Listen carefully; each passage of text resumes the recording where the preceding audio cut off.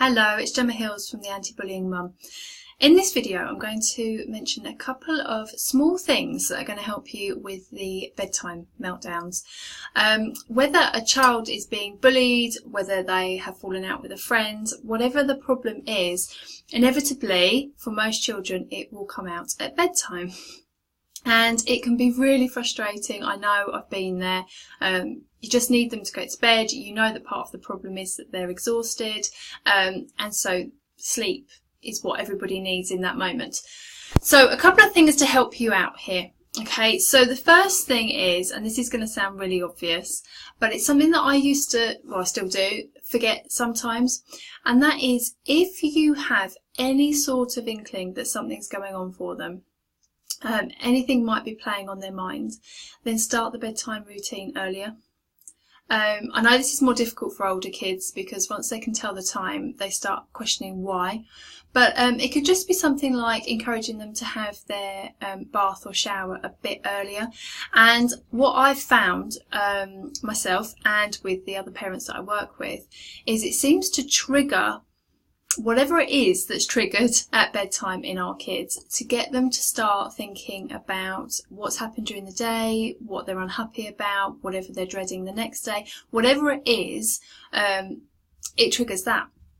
So if you have any sort of idea that something might be playing on their mind, start bedtime earlier. Just start the whole process. I don't mean actually sending them to bed earlier, but you know, the whole wind down, the whole whatever it is you do before bed with them, start that earlier, and it tends to trigger it a bit sooner, so it gives you more time, so you don't feel quite so under pressure to get through the process and get them to sleep. The second thing is whatever the cause, whatever the actual subject of this meltdown, it's not that's the problem in that moment, it's the emotion. So it's really easy for me to focus on problem solving because that's what I do by nature. I like to, and I think a lot of you probably do too. We just want to find the solution to the problem, provide it, brilliant, lovely, it's all sorted, now go to sleep. But actually, that's not the problem in that moment. In the moment is the emotion, whatever emotion it is. So whether they're anxious, they're angry, they're sad, whatever the emotion is, that is what needs to be dealt with in the moment. So there's lots of ways to help them get it off their chest.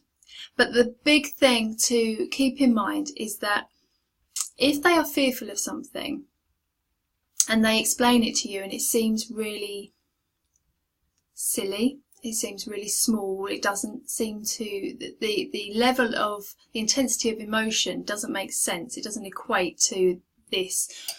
Just keep in mind that regardless of whatever they're saying is the cause, their fear or their emotion is very real for them.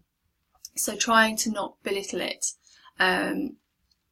because you're not dealing with, as I said, you're not dealing with the cause of that emotion, you're dealing with the emotion. So getting it off their chest will help, and there's numerous ways to do it. Not every child likes to talk.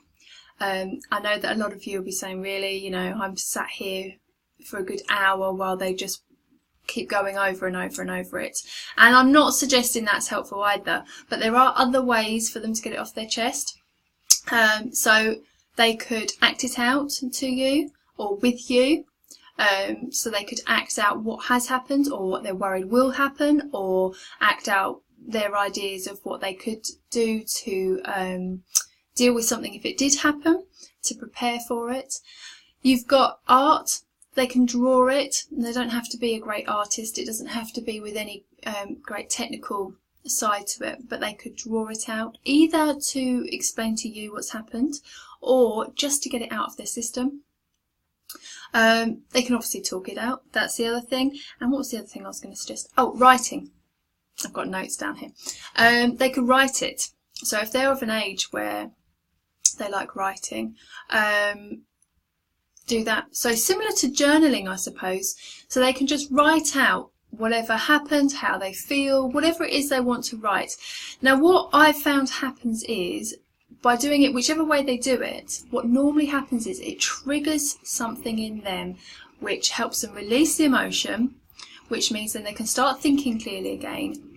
And then they start to come up with their own solutions.